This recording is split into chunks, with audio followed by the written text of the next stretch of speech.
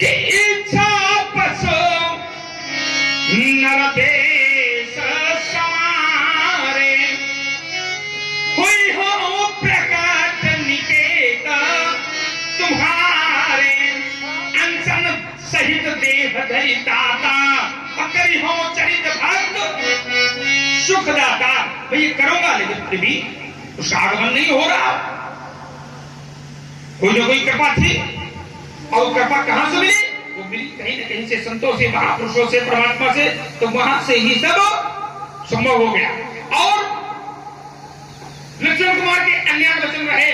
तो दूसरा कथन ये है, एक बहुत अच्छी बात आई कि अगर सीता का वेश सती ने धारण किया तो इसके पहले क्या उन्होंने देखा होगा, क्या सुना होगा? भाई मानी तो है नहीं वो। हाँ, तो राजकुमार इसके पहले उन्होंने सुना। आनंद भाई जिस समय आनंद कटियार भाई था अगस्त मुनि के यहाँ से भगवान शंकर और सती पुनः वापस आ रहे थे, तो अगस्त मुनि के यहाँ नहीं सुना। कथा किसने सुना? भगवान शंकर ने, मां पार्वती ने नहीं सुना। और जब मार्ग में जा रहे थे कुछ दृश्य को देखा। अब भगवान शंकर बताने लगे तो पंथ अब विविध इतिहास वर्णत पंथ वर्णन करते जा रहे थे। भले ही सती उनको स्वीकार नहीं रही थी, मान नहीं रही थी। अगर किसी के विषय में बताया जाए अमुक का वेश ऐसा है, अमुक ऐसा है, वो इस प्रकार से दिखता है, तो उसी के आधार पर उन्होंने स्वीकार कर लिया। तो विश्वनाथ पहुंचे कैलासा। तो राजकुमार जी वर्णन करते रहे, तो उस वर्णन को उन्होंने सुना। तो कभी कभी जब किसी चीज को हम श्रवण कर लेते हैं उसी के आधार पर चलते, और जो स्वयं शक्ति स्वरूपा है तो कोई न कोई शक्ति से अपना रूप वही देश को प्रकार को बना लिया। अब देखिए शक्ति स्वरूपा है तो शक्ति स्वरूपा की शक्ति पर, उनके ऐश्वर्य पर प्रश्न खड़ा हो जाता है कि जब शक्ति स्वरूपा है तो शक्ति से जान लेते कि भगवान शंकर जो कह रहे हैं वो सही है। और यहाँ क्या हो जाता है? हमारे भाई आनंद कटियार भैंसऊ आपकी ओर से भी 51 पुष्प मुद्राएं भेंटे हैं। बहुत बहुत धन्यवाद, बहुत बहुत चलिए, आपने बड़ी बुद्धि की उपज से आपने का सूत्र कहा, बोले वर्णत पंथ विविध इतिहास अब विश्वनाथ पहुंचे गए। तो अच्छा, विविध इतिहास में ये बता रहे होंगे कि ये सती का, सीता जी का ये ऐसा रूप है। अरे नहीं महाराज, हमने कहा था कि कभी किसी को देखा होगा तब तो बनाया होगा। तो माता ने देखा है, उनके ऐश्वर्य को नहीं स्वीकार कर रही है, ये सही है। ठीक, शंकर को स्वीकार रहे हैं, कर रही है, लेकिन शंकर के अतिरिक्त वो किसी के ऐश्वर्य को माता स्वीकार नहीं कर रही। उस समय जब शंका भी हुई है तो शंकर जगत बंद जगदीशा असुर नर मुनि सब नावत। ये शंकर का ऐश्वर्य उन्हें स्वीकार है, पर शंकर के अतिरिक्त कोई है ये स्वीकार नहीं है। अब देखिए जरा, सीता को देखा है माता ने? नहीं देखा? अरे देखा है। क्यों बाबा देखा है? इसके पहले कहाँ देखे? मुनि शास्त्र में। अरे कहाँ दिखा? अरे कुछ हो कह दो, हमें कौन मालूम है? देखा है। अरे जिस समय यही मिथिला में, मिथिला में माता जी ने भेजा, गिरजा पूजन जननी पठाई, पूजन करने के लिए माता जी ने भेजा। तो क्या है? वो कह रही है जय जय गिरिवर राज किशोरी, जय महेश मुख चंद्र, जय गज बदन खरानन माता, जगत जननी दामिन दुति, नहीं तो आदि मध्य अवसाना, अमित प्रभाव वेद नहीं।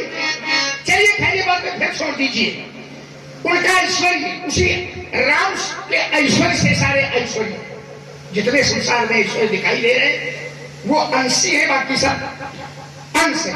और राम नाम का प्रभाव, राम नाम की सत्ता का प्रभाव।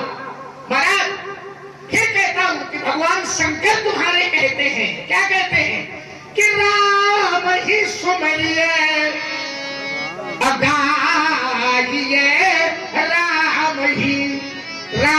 सुमरिए और गाइए राम संतत।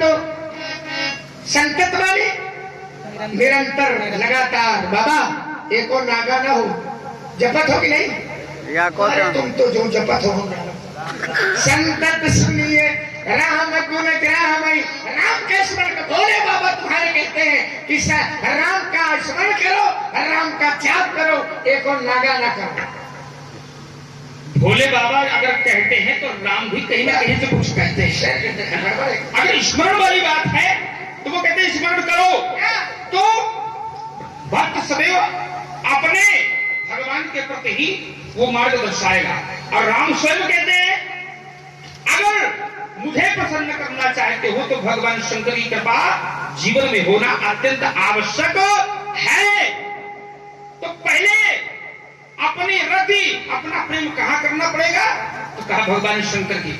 अगर वो नहीं है तो भी मुझे कोई स्वीकार नहीं कर सकता। शिव पाद कमल जिन्हीं रति नाही। पहले पद कमलों में भगवान शंकर के रति हो, यहां स्थान बनाना पड़ेगा। और अगर यहां पर स्थान नहीं है तो जिनका तुम बार बार बखान करते हो राजकुमार, राम हिते सपने हो ना सुहाई। उस स्वप्न में भी कभी भाग नहीं सकता है।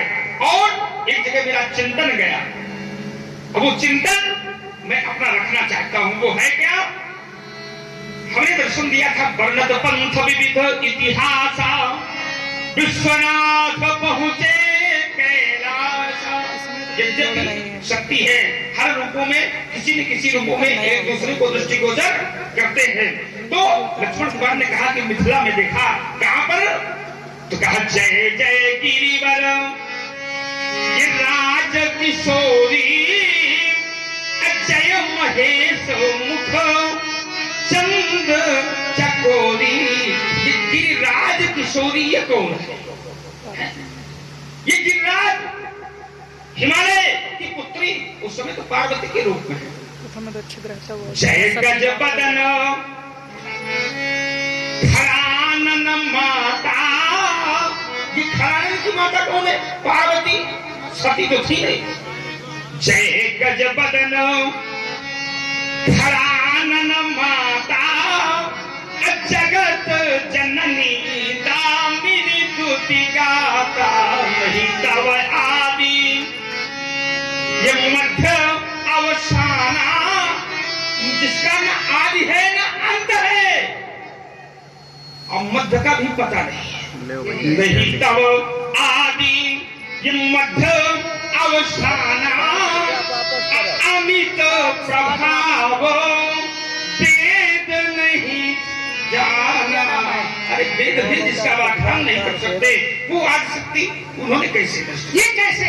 ये किसने कहा? ये मेरा पहला तो प्रश्न ये बना आपका कि ये तो गिरिराज किशोरी है, वर हिमालय की पुत्री है। हिमालय की पुत्री कब बनी? आइए जरा इस चरित्र पर ध्यान दे जाइए। हिमालय की पुत्री कब बनी? और यहाँ हिमालय की पुत्री की वंदना की जा रही है।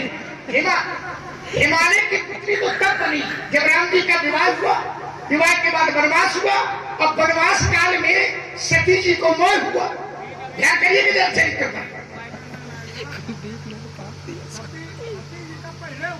क्या ये पहले सुनो, तुम कही जा रहे सती जी कब तक सती है? सती जी गिरिजा कब, हिमालय की पुत्री कब बनी?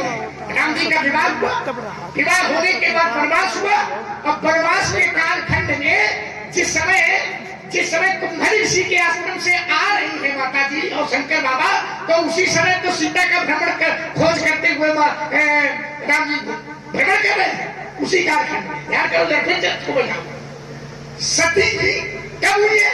जब वनवास हो गया, और वनवास के कालखंड में जिस समय सीता की खोज कर रहे हैं उस समय सती ही है, उस समय पार्वती नहीं है। और जब परीक्षा लेकर के आए तो भगवान शंकर ने उनका परित्याग कर दिया, और जब त्याग कर दिया तब क्या हुआ? जननी जाए हिमांचल गेहा, तब पैदा हुई। अब प्रश्न ये है कि जब उसके प्रवास के बाद पैदा हुई है तो यहां फिर वंदना कैसे की जा रही है? क्यों यहां वंदना कैसे की जा रही है? बाद में पैदा होगी और वंदना